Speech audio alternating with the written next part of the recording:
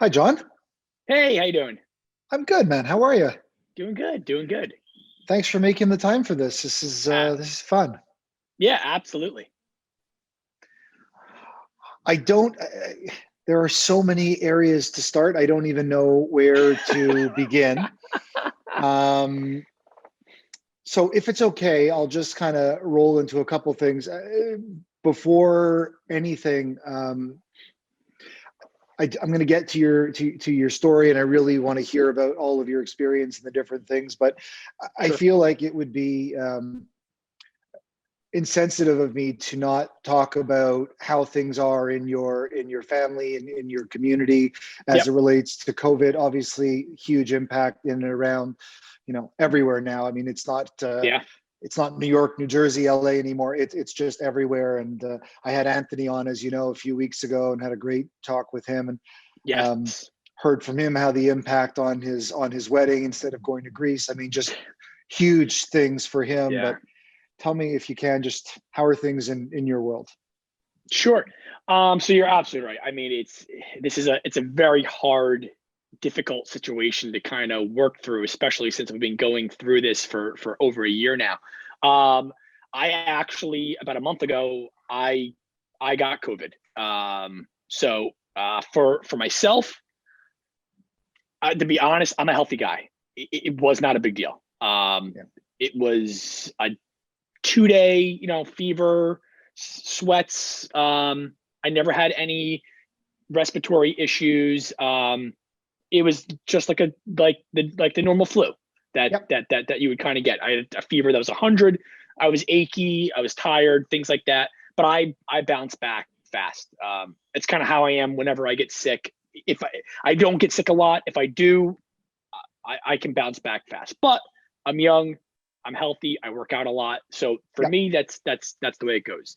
Um, my wife got it. It definitely hurt her a little more. She lost like her taste and her smell, things like that you do hear. That never happened to me at all. So she didn't have that for about like a week to week and a half. And the effects lingered with her a little more. She has some respiratory issues. She always gets it this time of year, no matter what's going on. So it affected her that way, and nothing happened to my kids. Like zero. They were perfect. Thank God. You hear that a lot, of course, that you hear kids don't really get it. If they do Yeah. get it, especially younger. All my kids are younger. I have a 6-year-old and 1.5. They're Yep. not teenagers or anything like that. So Sure. any of the younger kids you do hear, it doesn't affect them much, which is great. Yeah. They didn't get anything. They didn't even get running noses. They had They call zero. I them mean, the super spreaders because yeah, they're in daycares and schools. They have no idea, never nothing. show any form Yep. of symptom, and yet the spreading. I have a 4-year-old, so I know exactly how. Our family, we've been very lucky. None of us have gotten it, but I don't know Great. anybody who has not been affected. My brother, sister-in-law did. I mean, it's just, and to your point, it's one of those things that, it's math, right? So young, Yeah. healthy, your wife worse, but the person who's compromised, or that, it's Well, it's the older and out of all this, my father-in-law, he got it. Now he's close to 70, has mhm, respiratory issues. He had to go to the hospital. yeah. Because it really affected. He always gets a very, very bad cough every Mhm. winter. So when he got this, it was even worse. And it just wouldn't go away. So they put him on some of the steroids and some of the treatments they do have out now. Yeah. And it helped. In about 2 to 3 days, he saw a major improvement of his health, and that was it. So it's you really just have to watch our older um, generation, people that have those pre-existing conditions. Those are the ones that really get affected by it. And it's working through it, man. It's and I give my wife a lot of credit. I'm working down here. I'm downstairs in the basement. My clients, and thank God, work has been very busy. Our Mm. industry has been booming for all intents and purposes. Yep. But like my daughter, who's 6, she's not in school right now. Um, they've been doing half days, but they've had a lot of different situations where some teachers came down with it, and they've kind of said, all right, now we're going all to Zoom. it's very difficult. That is the hardest part, especially being 6.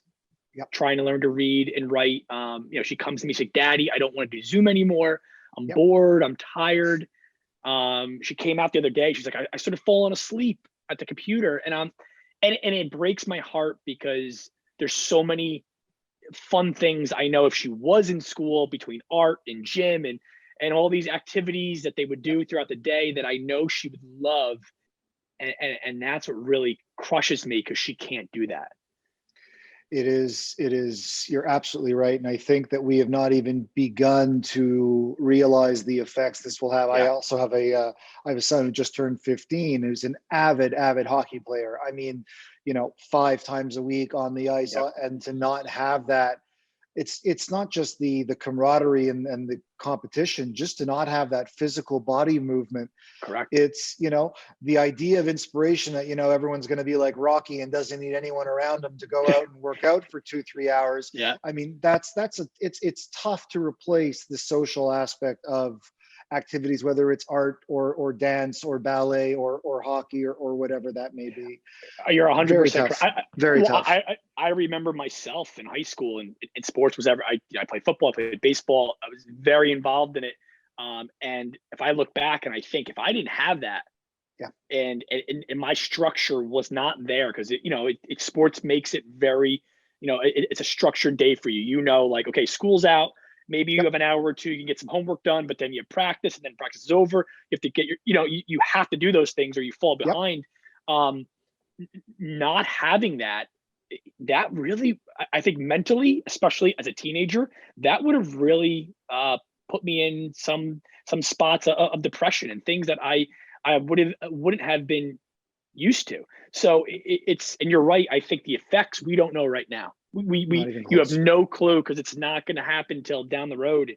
And we're just going to have to do our best and be there for our kids, because it is a difficult road ahead. It is indeed. Yeah, I guess I don't even like the term silver lining, because it's really not. There's no silver lining in people's hardship, obviously. But I think the counter experience to what's going on is, I think that it's changed a lot of the way that people work, and the focus that people are putting into projects like their homes, renovations, things like that really fall into your world. And I want to unpack that with you a little bit, if I can. In looking at all the different things that you do and you have done, and preparing for today, it really dawned on me why Joe Rogan needs 2.5-3 hours to record an episode of his podcast. There's a lot of stuff to unpack here. But like, first of all, I want to hear about your story, just sort of growing up, and I learned a lot from Anthony as well. But here's a guy who has, first of all, hugely dedicated to fitness, and I've watched some of your stuff on YouTube. You have co-authored a children's book. You are a frequent star of shows like on HGTV. You've been on Ellen. You've been on Rachael Ray. You have your own design build firm. You look like you have a very full plate, yet in every aspect, you look like you're loving the shit out of what you're doing every single moment. So it's really inspirational, and it's a nice thing to see. Take me back, if you can, a little bit, and just how you sort of got here, your family story, what drove you into this, just a little bit about you. Sure. So, growing up, I think that the first experience for myself in architecture and design, I had a drafting class in high school. I loved it. It was one of those things. It was an elective that I had to choose. I didn't really even understand what drafting was, but I was like, oh, that's interesting. I think I'm going to take it. And my teacher, Mr. Drabinski, he was a great personality, very interactive. He loved architecture, introduced me to Frank Lloyd Wright for the first time. No clue who this is, seeing Falling Water, describing it, and going through all these different, it's like one of those moments when you're younger in high school, you don't even know what you like yet until someone introduces it to you. then it kind of like it kind of hits that light bulb that's inside your head. You're like, oh, okay, I like that. And as we started creating our own homes and drafting and layouts, I really started to get a passion for it. So that's really early on is kind of when it started for me. Going into college, I think like a lot of high school seniors, I was unsure. Yes, your guidance counselors try to nurture you and they say, oh, maybe you should look at this, you should look at, but I didn't really know what I wanted to do. So I took general business classes. I went to Penn State University, loved it. It was an amazing experience. I constantly go back. I'm involved with the alumni there. And when I graduated from college, I had this business degree. I also had a labor law degree as well to go along with it. I thought I was going to get into labor law, human resources, something in that nature. And I did. Right when I came out of college, I started working for a Fortune 500 company. And as the years went on, I was like, I'm not really into this. This isn't a passion for me. This isn't something that I love. Now, every single summer of college, I would come home. My summer job was working construction. I had a lot of uncles in the industry, so it was great money. I got paid very well. So I was like, all right, you know what? Absolutely. I could do hard labor, playing sports and working out. It was no problem for me. I got to be outside. So I loved it. So once college is over, I have these jobs that I'm not into. One of my uncles that had a construction firm, Anthony's father, my uncle Greg approached me. He's like, John, he goes, our construction firm is growing. We're doing a lot of design work, project management, development work. We need someone that is highly motivated, has experience, literally has worked in the field, but has that business background. Because he's like, I really need you in the office. I need you to be a project manager. I need you to order the procurement of materials on some of these mid-rise buildings, because we had 22 units. Some buildings, some buildings were 5 or 6 or 7 units. He's like, I need someone to kind of manage all that. And that's when I started working for Anthony and my uncle's company, and I really got into it.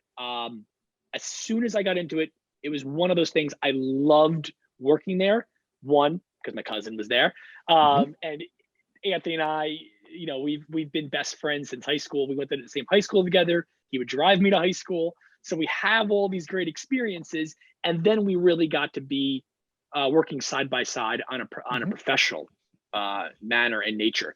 And it was great. And we started to build that company, really take it a step further, because we got involved in the design aspect of designing all the interiors of these condo units that we were doing, as well as building them. So we became a real design build firm, which when I look back in 2009, I started in 2007. Yes, there were design build firms, but I feel over the past 10 to 15 years, they've really come much further. It was done, but it's not being done how it is now. Most people went to the architect. It's addressing consumer trend in many ways, right? I mean, all of us want, shouldn't say all, the vast majority of people want to do more business with fewer companies and don't want the broken telephone and the lack of cohesion between, I need this firm for design and this firm for build and this firm for the kitchen and this firm for landscape and somebody else for lighting. And it's like, who's the quarterback of this entire thing? And the ultimate result for so many of the consumers, and why I think if you do a survey of thousands of consumers, very few will say, my design construction process was awesome. Most people point to the issue of finger pointing. The designer blames the contractor blames and it all spins around, and the consumer is goes round and round. I think you were really ahead of it. And I think that is, especially on the condo where you're adding so much value to that person coming in, that it's all being done in the same place. I think it was very much ahead of the curve. Well, plus even with our condos, when we were doing it then, we were designing and speccing in things that you would not see. It wasn't just your builder grade materials. We were doing the quartz countertop. Before quartz countertops, people were even talking about that. Everyone still was like, oh, the black granite, black granite. You're like, no, we're going to do quartz. This is the new material that you should be installing. Going through, of course, we don't need to go through all the benefits. We were doing Bosch appliances, bamboo floors, but the strand woven bamboo, which is much harder than the regular. But we're doing all the putting in tankless hot water heaters. Back in 2007, people were like, well, what's a tankless hot water heater?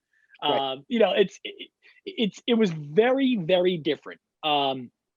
We actually had, one of the major developers here in the US, Toll Brothers, came into our building, and one of their VPs he's like, oh my God, what are you guys, we haven't seen this before, because they were doing everything so cookie cutter. And you've seen companies like a Toll Brothers, or any of the large major publicly traded companies, they've gone much more down that custom design route now.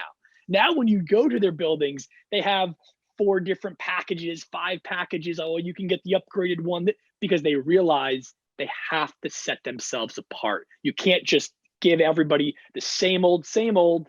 You walk into one unit, it looks the same as the unit down, down the hallway there, or the one on the 5th floor. It's got to be a little different. People want that, and they'll pay for it. They literally will pay the extra money and the upgrades because they want theirs to be set apart. Absolutely. And I think that these big companies like you're referring to, and this is not just Toll Brothers, I think this is Apple, I think this is Tesla, they don't have so many choices that the layperson can't pick between 3 or 4 things. They make it very curated, they make the experience easy, but it's not like, well, here's a white box, go hire a designer and enjoy Correct. it. And I think that is very much aligned with how people want to shop and how they want to buy today, from home to car to appliance to clothing to a bunch of different things. Yep. I just think it's very much in line with how people want to experience things, at least in the majority segment. There's always going to be the outliers, but in that big chunky piece of the curve, that's exactly how it's one of the reasons why in our system, as I'm sure we don't offer 15 door styles and 25 colors. Yep. We keep it simple, and we can back up why. And that means that we know for sure there is a chunk of the population that is not right for our product. And Absolutely. We're okay with that, because like you did, trying to serve the majority and work the math. Yeah. And it's interesting because working at my uncle's construction company, being a project manager, doing the multifamily units, which is it's a very difficult process. There's so many moving pieces, and then going into shows like HGTV, which started in 2011, but that also had a very difficult learning curve as well. And for my cousin and I, we were taking our knowledge of construction design, now going into a TV space, which is very different. But it taught us a lot as well. And when I look at all the things that I did working a normal construction job, the design job, then going into an entertainment TV aspect, and now with my own design firm, it's kind of set me up along the way to take the best of all these and really put it to use. When we were doing all of our HGTV shows, they were at such a fast clip. I remember when we first started, they're like, oh, you can do a kitchen. Our very first show, Kitchen Cousins. Oh, we can do the kitchen in 3 weeks. Then when we started doing like Cousins on Call, Cousins Undercover, we start going to all these other shows. They wanted, whether it was a kitchen, a whole first floor of the first floor of the home, they wanted it done in like 3 days, a full build and inspected. I mean, I'm not like no exaggeration. We were doing these kitchens, which the kitchen ended up being like the whole first floor because you take on the walls. And, we're getting them totally done, 4 days, shot, everything, wrapped up over, because they can't spend the money on the production, and there's a big value in that. That taught us so much about the planning process beforehand. When I say that is, we would order, design, have everything done 2 to 3 months before we stepped foot into that homeowner's house. And everything would be in a box truck waiting outside when we started construction. So the guys were just working. It wasn't like, oh man, we didn't order this. Oh, we got to run. Yes, there, of course, there's little odds and ends. You got to run to a hardware store and get something. But Sure. your finished materials, everything was 100% done. And I've taken that knowledge, and then I go into my own design build firm, and it's set it up the perfect way, because I am showing my clients, you have to do that now. Otherwise, you're going to have major delays in your construction projects. And it sounds so basic, Yep. but I cannot tell you how many people do not do anything like that at all. I see it every single day, and even more so amplified on outdoors. Do you know how often we have clients, designers, retailers, coming to us with a project for a kitchen, and there is a sink specified, and nobody told the consumer to run drainage or water lines out to that site, and now they've got to either forego that, which means they're compromising, and they've just built this home of their dreams, or they've got to spend a huge amount of money, re-tear stuff up just to get back to. That happens all the time. And I really think that it comes down to the idea of broad stroke planning on a home and an overall spatial environment that is not historically compartmentalized the way it has been, where indoor and outdoor are often these kind of they're two pieces of the puzzle, but they don't often come together in the planning phase early on paper. And I want to come back to that in a sec, but you bring up HGTV and the role of being on television in this kind of celebrity and star-like way with Anthony. And I told Anthony the same story, and I got his feedback, and I really want yours because I think it's an important point. Back in 2014 or 15, it was our first couple of years of business. We were still just serving the local market here in Montreal.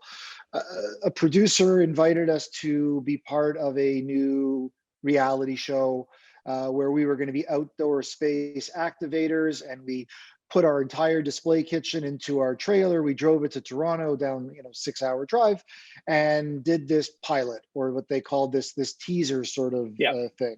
Little sizzle.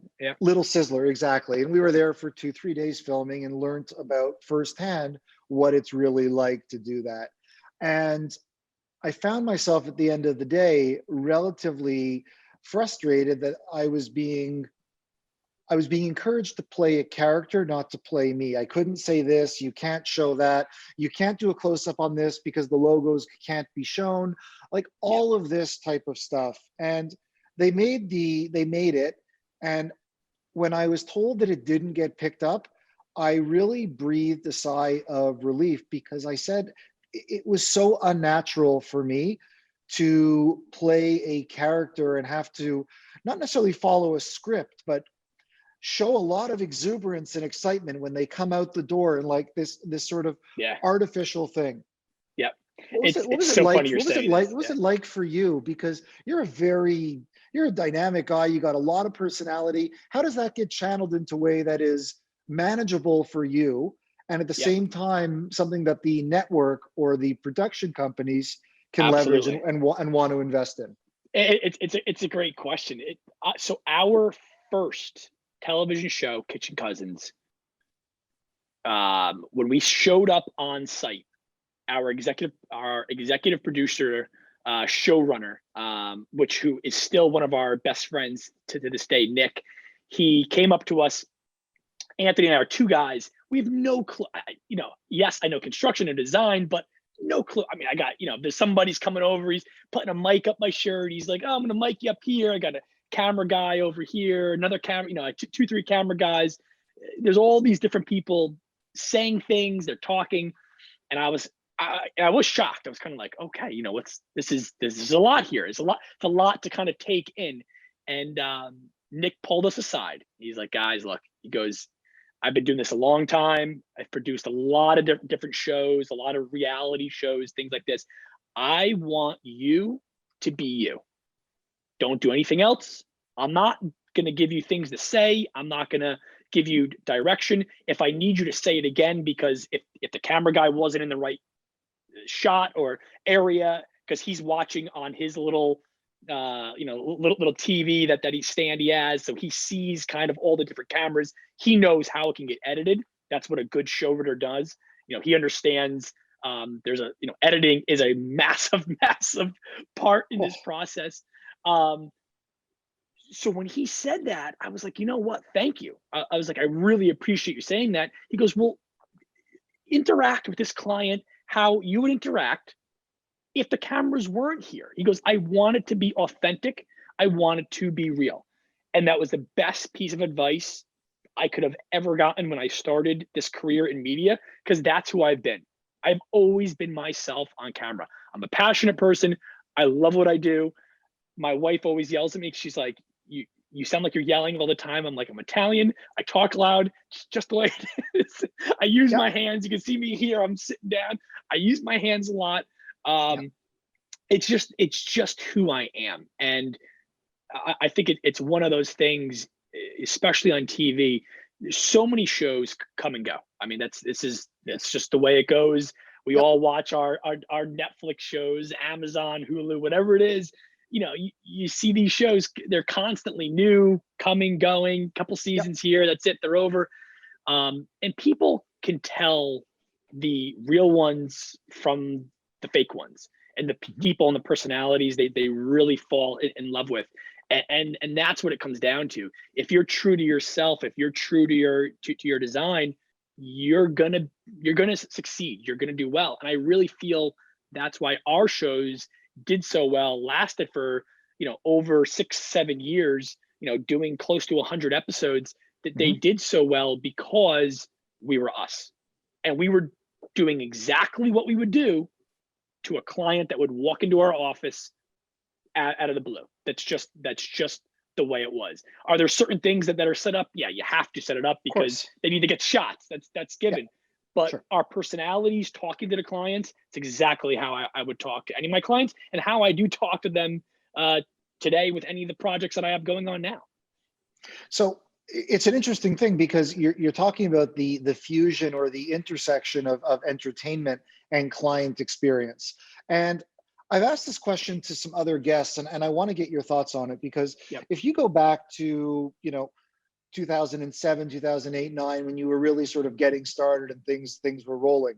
At that point, there was social media wasn't really a thing at that point. It's so fun. Pinterest, it's crazy. Yes, nothing. Pinterest, nothing. House, Restoration Hardware, reality shows, and at that point, I believe, and I could be wrong, and it's not a loaded question. I want your thoughts on it. That the architect or designer, one of their key areas of specialty, or one of their key roles, if necessarily defined contractually, was to basically ask the right questions or allow the client to download to them what is the vision.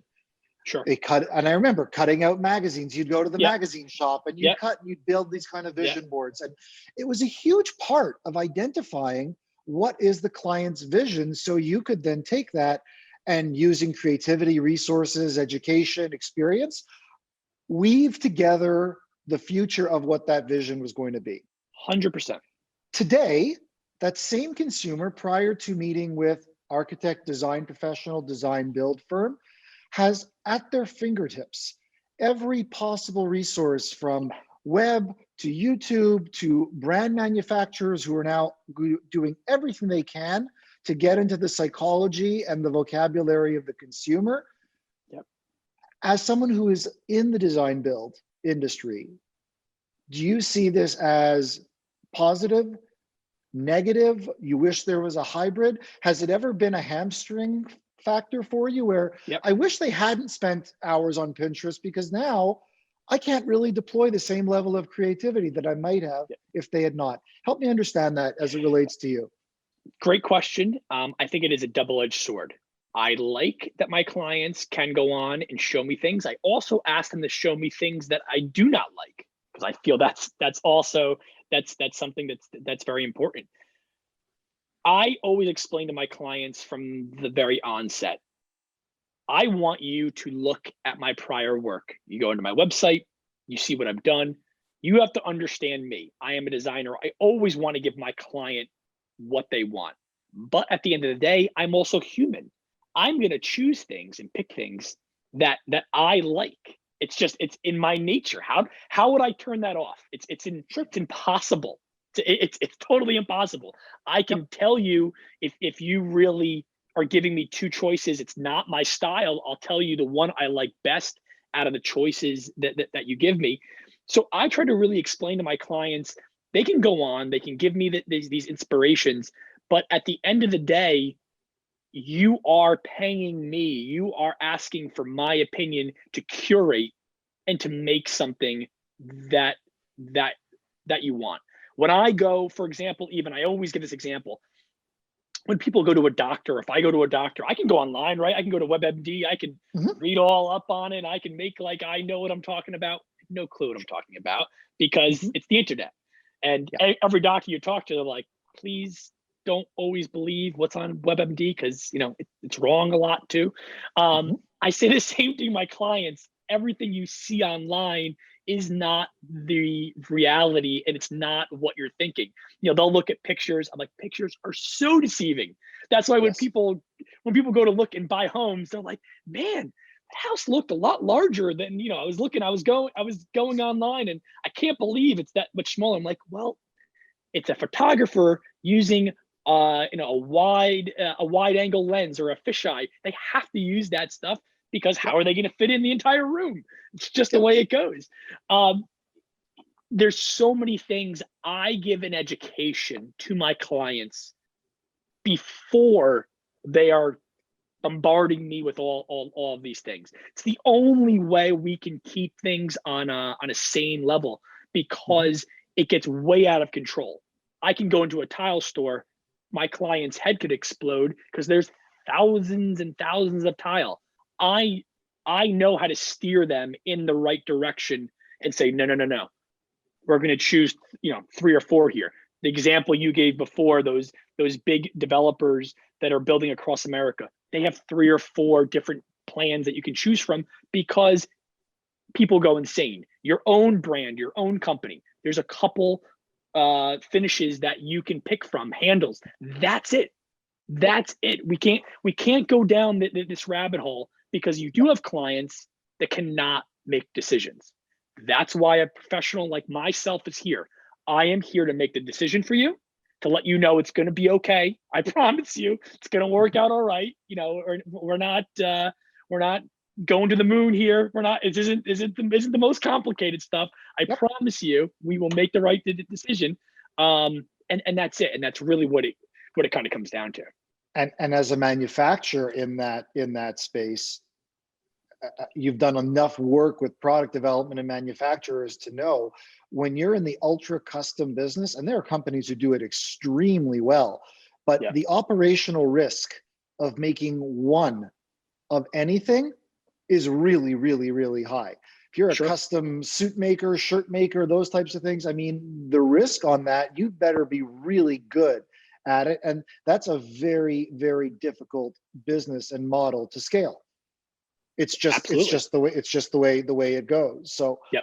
I completely agree that adding more value and adding that level of curation is often done by actually having fewer choices that are more responsible or well thought out than here are 200 different Yeah. countertops. Let's go through them and pick. I mean, that to me is baffling. That is not the experience that I am looking for as a Well, consumer. well, I have a group of vendors and materials, subcontractors, even. I mean, like, it goes all the way across. Mhm. Those are things I use on a regular basis that I have used, that I like, that I've used on prior projects. So when my clients, they might go online and find something that comes from, I don't even know where it comes from. It just comes Mhm. from a website I've never heard of. Yep. I'm like, look, you can buy anything online. There's anything you want, you could literally buy online. But guess what? I don't know that company. I don't know the product. I haven't used it. I don't know the quality in it. Oh, they're like, but the price is better and it looks very similar to what. okay, well, let's understand. There's a lot of things. Yes, they're cheaper because they're made with inferior products. They're not on the quality level. They're not going to live up to what I do. I am telling you a product or products that I like because I know what they do. I know the quality of them. I know why they cost this, because they are going to withstand the test of time. And I Yeah. really explain that to my clients all the time. And unless, and I spoke to Anthony about the idea and the sort of negative connotation of the term flipping. It was one of the things that we talked about in our discussion. But unless you're really in the business of flipping, if you take the delta in cost between the less expensive, inferior, not known product in any category, whether it's tile, kitchen, toilet, appliance, I don't care what it is, and the delta to the type of product or brand that you would be recommending or putting your name on, saying, I trust that this is something that I think we should be using. If you amortize the delta in that cost over the lifespan of how long they're going to use it, and you break it down that way, the difference becomes, in many cases, less than a cup of coffee. Yep. Over Agreed. time, 100%. versus the enjoyment quotient is a consistent thing, because it's one of those big areas, especially in outdoor, and it's actually a really good segue. I now want to talk a lot about your experience in working in outdoor in your projects. Yep. That over the last 10 years, the growth in availability of outdoor space activation tools and appliances and equipment, and the quality of these items has improved so substantially that it's remarkable. From fabrics to furniture to flat screens to lighting to sound to all these types of things. Yep. But the quality of outdoor is so unbelievably important, because especially in the Northeast, where we both are, the weather has a major impact on how stuff lasts, how it weathers, maintenance requirements, I'm looking things out. like that. I'm looking out my window right here, and it is snowing extremely hard right now. Yeah. So. And and it's not something that, John, and it's not something that's unique to just snow. It could be Miami, and what's the impact of the salt spray on my stuff. So every region has its own. I guess I want to come back to, you started getting really rolling in this industry in 07, 08, 09. Yeah. And if you were to take a look back compared to today, what is the relationship of outdoor space in your projects? Has the consumer's request, demand, knowledge, desire for outdoors, have you seen a fundamental shift in that, what they're willing to invest, the prioritization of outdoors? How does that factor in now comparatively to where it has over the course of your almost 15-year career in this space? So when we, back in the day, like you were saying, 2007, 2008, we were definitely doing outdoor kitchens. It wasn't a regular ask by clients. We definitely were getting it. It's more of a higher end client would definitely want it because they wanted to have this outdoor kitchen space. Now, shift to 2020, 2021, you see what's happened, of course, with COVID, people staying home, inside their home. That's why our industry's been on such an uptick, because people want to update their homes. Now people are saying, well, going on those vacations, going away, I don't know if I'm really going to be doing that as much as I used to be doing. And the outdoor space, especially even outdoor kitchens, has become really more a centralized option for people to pick. It's not just your high-end clientele. It is your middle of the road, someone saying, hey, you know what? I want an outdoor kitchen. I have family that comes over. I have a large family. I want to interact and blur the line of indoors and outdoors. And that's been the biggest thing.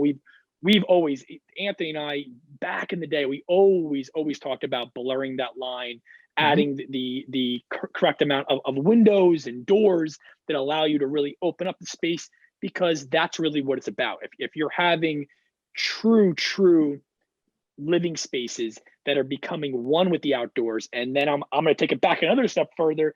When I talked about Frank Lloyd Wright, that's exactly what he did. When you look at any of his architecture, he always blurred that line of the indoors and outdoors.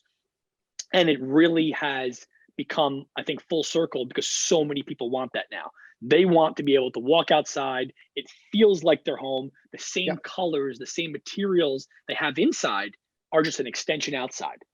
And yes, you're outside, but you get a little taste of what is inside your house. And when I'm designing, I'm constantly doing that. I'm trying to take some of those materials, use them outside, but you can say, oh, wait, didn't I just see that inside the kitchen or the bathroom or whatever room they were in? Now I'm seeing it outside.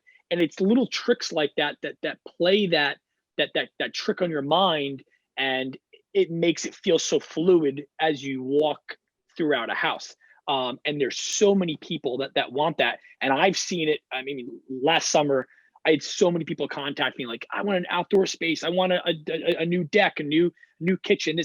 And it really, I think it's something that's only going to keep on getting stronger. Yes, on the current environment, but I think people have said, oh, I can afford that. I can do this now. The material costs, like you said, have come down. There's so many more options. They can actually experience that. People want the fire pits, the pizza oven, pizza ovens.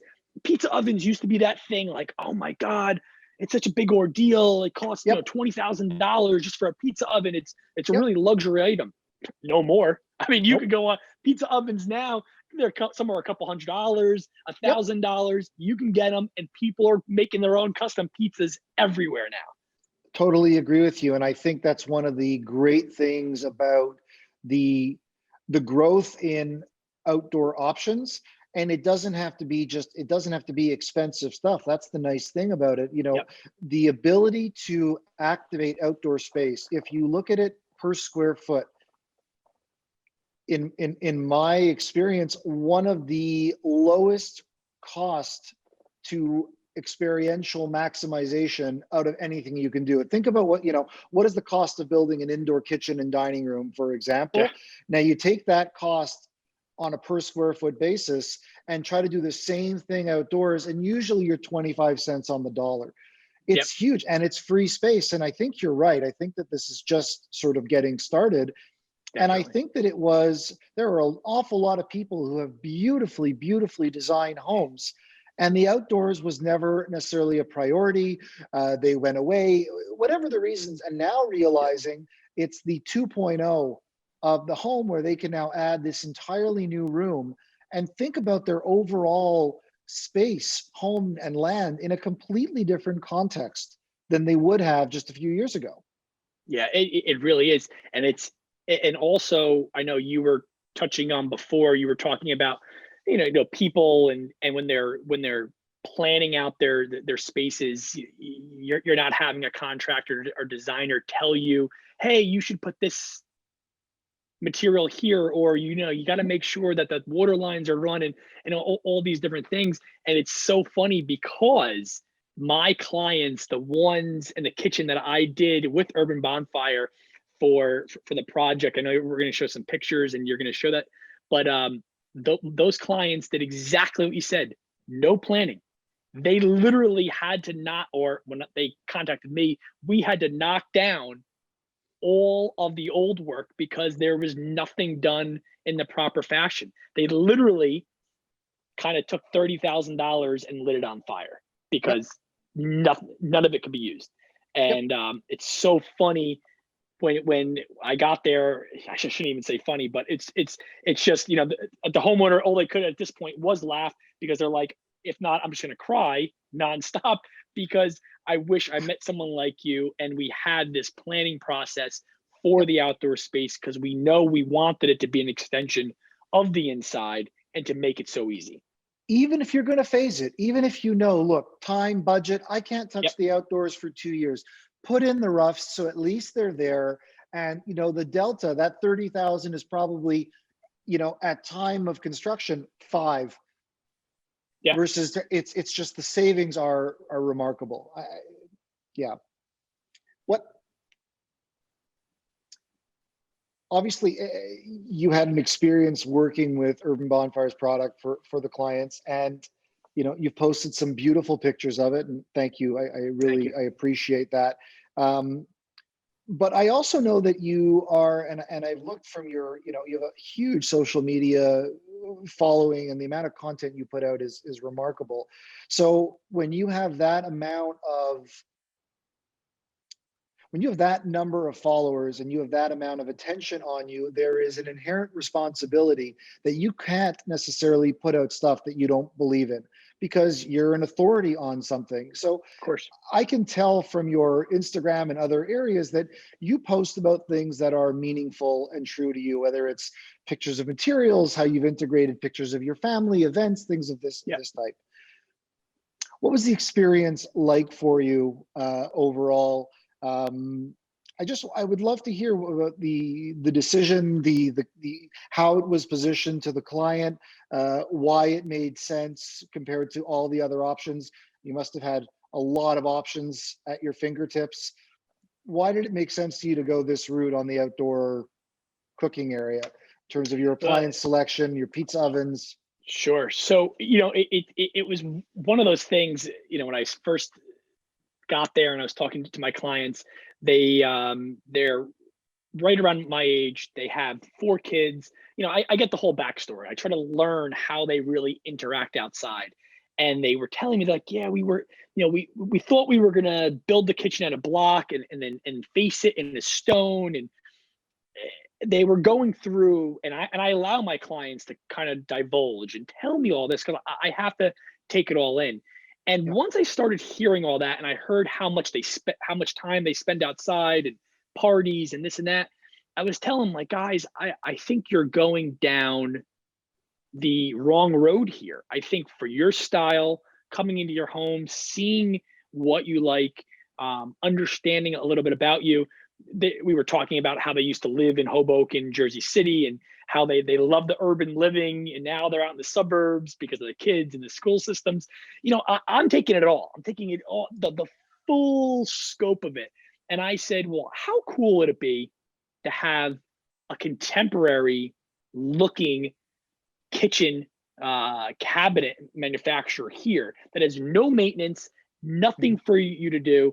I said, I know I can pair it and all the other materials, countertops, sinks, appliances. I know how I can make this really all come together for you and look and feel something very different, not your normal thing you're going to see when you go to other friends and families' house, what they have in their backyard. I said, I want something different for you guys. And they're like, we like different. We don't want what everybody else has. And I said, well, I think I have the right product and the right company for you that we can use it as our anchor and then base everything else around it.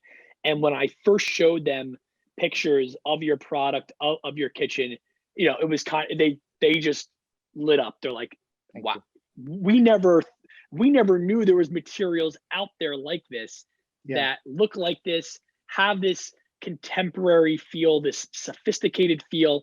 They're like, we always thought it had to be at a block and brick and stone, and that's just the way. And I said, well, that's the beauty of this. I said, that's the beauty of this material, and there's zero maintenance. There's nothing you have to worry about. You've brought something up that's important, and this is in no way a plug for Bonfire. Far from it. It's the last thing. But what you've touched on a very important point as it relates to what we do. And when you think about the term kitchen in an indoor environment, obviously cooking is one of the elements that happens in the kitchen, but a lot of other things do too. It's where we talk to our kids, where the kids do their homework, where I talk to my wife, where the study list is up, where the calendar is. It is really sort of the epicenter of our lives, not just cooking. And I think for a really long time, flip, as you said earlier, through that glass door or that nano wall or whatever it is that is being used to blur those lines. And you were in the idea then where kitchen was all about cooking.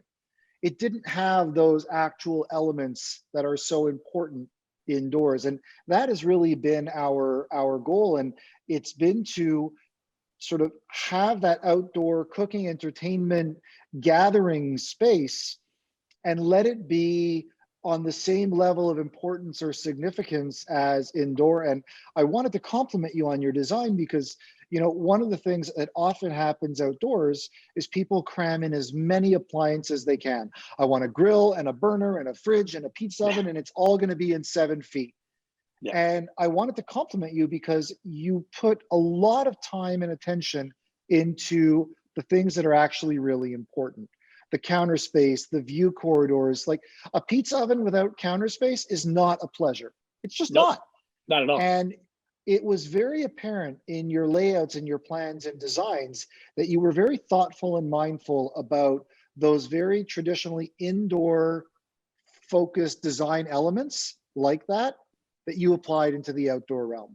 And I wanted to compliment you because I see them, I see it when they come in. Yeah, and I appreciate that, and that's something I really took the time to explain to my clients when they were saying, "Hey, we want a pizza oven." Like I said before, they have 4 young kids. They're like, "Oh, this is gonna be a fun experience for them." And I said, "Well, hey, look, you're gonna have that pizza oven. You need the countertop space. You need to have an area where you have 4 kids plus adults. That's 6. If you have family friends over, everyone's lining up pizzas ready to come in. They're coming out." I said, you need to have that, and especially when you're entertaining, you need to have that countertop space. And those are all things that I kind of went through with them. Learning about them, learning how they function as a family, and how much time they do spend outside. And they, once the spring comes around, they're like, we are outside constantly, almost every night. We are grilling. And that's where our food is coming from. They're like, our kitchen appliances really aren't used much anymore. They're using that kitchen outdoors as almost their main kitchen every night. And we were talking about, what type of table we're going to put out there, the seating, because again, the outdoors is going to be their main kitchen for those times when the weather is going to change and they could be outside constantly. And it's so important that you understand that and you give the proper space when you're building that outdoor kitchen. I couldn't agree with you more. And I think that, at least for myself, there is no question that my cooking area outdoors is used dramatically more than my indoor oven, probably a 3 to 1. I mean, it's where I enjoy spending time. And there's something that is inherently fun, or there's a fun aspect to it that is different than cooking indoors. And I can't articulate exactly why. It's a feeling. I agree with that. I agree with that 1,000%. Like, I would much rather go to my grill outside, work out there, cook than be inside. I'm not a professional chef. So, chefs love their kitchen, but to me, I would much rather be outside. As would I. The idea of it, I'm going to bring in this last sort of subject because we talked at the very beginning about the impact of COVID on health and that type of thing. And it's very interesting. Just this morning, I was reading an article about the prediction on rise in caloric intake coupled with inactivity, and that this pandemic is the trickle down effect, aside from mental, is physically impacting people in all age groups, like my son, like your daughter, like lack of movement, eating more, snacking, watching TV, playing video games. So I think that at the same time, the idea of movement and fitness has never been as important as it is today. And it's not like this is new, it's just been compounded by this pandemic. Yep. And I know it is an incredibly important thing for you in your life. You have your own YouTube channel on it. Tell me a little bit about how you wove fitness in. So why it is something that you share with your audience versus just doing personally. Has this always been a part of you, or what do you do? What are your beliefs on training and fitness? I would just love to hear from you how this is woven into your life and your lifestyle. So growing up, and I talked about it earlier, playing sports, it was always something that I always loved doing. I love the physical activity. I loved the interaction with my teammates. It was always just a great experience. And now later in my life, when of course, not playing sports, not doing those things, not having a team, going to the gym, and working out and being healthy, that's kind of what my outlet is, for me to, have all that stress kind of get out of my body, have a nice, calm, call it calm, going to the gym. But for me, that is a calming, soothing way to just stabilize myself. Yeah, it's physical, but it's mental. I mean, I think more than anything, it's really a mental state of mind, that it'll, yes, I'm working out my body, but my mind is also getting stronger and clear. On top of it, I want to have the energy for my work, for my children, for my wife, for my family. There's so many things going on.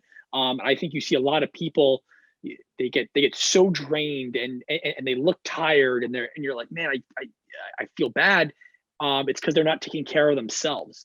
It's so important. You hear it all the time. People saying getting the right amount of sleep.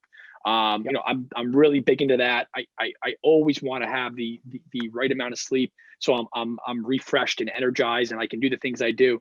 But working out also puts you on a routine, and I'm a strong believer in those routines and those things that you have to get into. That's why I was talking about my daughter and Zoom and school. Things are, for a lot of people during COVID, it's all over the place. Our routines aren't there anymore.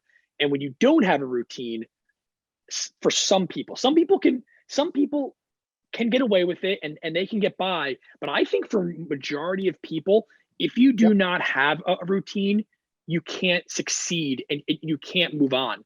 I think that's why for our kids, they need routines. They need to be involved in that. Sports, your son going to hockey practices, they need that stuff. It centers them. It's and like we said, it's physical, but it's mental. It really allows you to compartmentalize your day and understand how to get things done. Otherwise, you get very overwhelmed. My wife always says, she's like, you do so much. You have your firm, you have your media company that I'm doing things on social media for clients. I am doing a lot of different things. My days are never the same, but it's because I can compartmentalize all that, and I can handle that. It's very difficult for a lot of people to do that. So there's I also a think lot that's of what it comes noise. down to. There's also a ton of noise in this space, right? I mean, if you were to look at just what's popular, Apple Fitness, Peloton, CrossFit, there's a million different sort of things. And again, I think that comes down often to the same way as the consumer can be baffled at too much choice when they went to go and pick finishings like tile, and there's 700, and I don't want to make the wrong choice. So I freeze when I have too much choice and I do nothing. And I think that represents a lot of people. When they're overwhelmed, they don't want to do the wrong thing. They do. So if you were, I'm going to throw a question at you. If you're talking to someone who is, interested or wants to get back in shape or get in shape, there's a lot of noise in the space. To John specifically, what are the top three? What do you tell Joe Schmo who says, look, I don't know where to start. I just need to what do you tell him to get him started? Top three. Number one, you have to get into a routine. That's like I said before, biggest thing you have to do. You have to have set days. You're always going on those days. It's not like, oh, well, I went on Monday, and then I went on Wednesday, and then the following week I didn't go on Monday, and maybe I went on Tuesday. But no, it's got to be a set time, set day. Get into that routine, and it just becomes second nature. It's a ritual. It is. It's a ritual. Number two, you have to stay focused. like anything in life, and I've learned, like we've all learned as we've gone through these years, it is not easy. Gains are not made fast. If you think you're going to work out in 3 months, 4 months, 5 months, and you're going to see a dramatic change, I am telling you, get ready to be shocked. You are not going to see dramatic changes. I would say 6, 8 months, you'll start to see changes, but you start doing it a year, 2 years, that's when you see the biggest goals really start to be made. I've literally been working out since I've been, forget playing sports, but like going into a gym. I started in high school when I was a sophomore, 15 years old. I've never stopped. I've literally always had a consistent workout. I turned 40 this year, so that's a big milestone. I've always had a consistent workout routine, no matter what it is. It could be CrossFit, like you said. It could be riding a bike. It could be anything. And the last thing is recharging your body and getting the sleep and energy you need. So that means eating the right way. I think eating the proper meals is really 75% of it. People say, oh, I have to work out hard. I have to do it. I am telling you, if you do not eat in the proper manner, you could work out 7 days a week, all day. Nothing's going to happen. Agreed. And on top of it, if you're not getting the proper rest, well, then your muscles and your body cannot grow and cannot recover. So if you do those things and you do them on a consistent schedule, believe me, anybody can have gains and really meet those goals. I think your point, and the number one is the most important, which is just have a long-term view on this and not get caught up in the, with all respect to the P90X and the 30 days and I do push-ups for 30. It's true, but very few people have the discipline to continue that beyond, and then they see the results fall off. So, I think, to your point, build the foundation, make it a ritual, and focus on a year or two or a decade. And that's when the results really long-term, they come in, and probably also far less chance of injury if you're doing it slow, steady, and building versus I'm going to go rip out of the driveway at 100 miles an hour. Well, we're not made to do that if we're coming from sitting. So I think I think the point's very well taken. I have people all the time ask me about, getting into a routine, and they're like, I should, I gotta get there 4 times a week, and and I say, hold on a second, start off slow. Start, if you're not into this and you haven't had that routine, your body's not used to it, start off slow, build up, and believe me, you'll start to feel it. But like you said before, ripping at it 100 miles an hour, you're either going to burn yourself out or you're going to get injured, and then you're not going to do it anymore. And you're going to say, oh, see, I knew I couldn't do this. It's like, well, you didn't take the proper steps. Self-fulfilling prophecy in a negative way. Absolutely. John, I can't tell you what a pleasure this has been. I want to thank you for the time. I want to thank you for being such a big supporter of Urban Bonfire. I don't take it lightly. I really and sincerely appreciate it. Look forward to speaking to you again and hopefully working with you on a bunch of projects. I really big fan of what you're doing. And I think that you put a lot of good out into the world, whether it's in your professional work, fitness, things for kids, about learning about tools. Like, I'm very aligned with your messaging. And I think it's great that you have the humility and the confidence to share it with the world. And I'm a big fan, and I thank you for it. Thank you. I really appreciate that. It means a lot. I can't wait to do more projects with Urban Bonfire. I know they're coming, and and as far as my professional career and what I do, I think if everybody just isn't too much into themselves, does a little good, cares about others, you're going to make this world a better place. And at the end of the day, that's really what it's about. I totally agree. Be well, stay safe. All the too. best to you, your family, your community, and I'll look forward to speaking to you again really soon. Okay. Thanks Thanks for the time. Be well. Talk to you soon. Bye-bye. Bye-bye.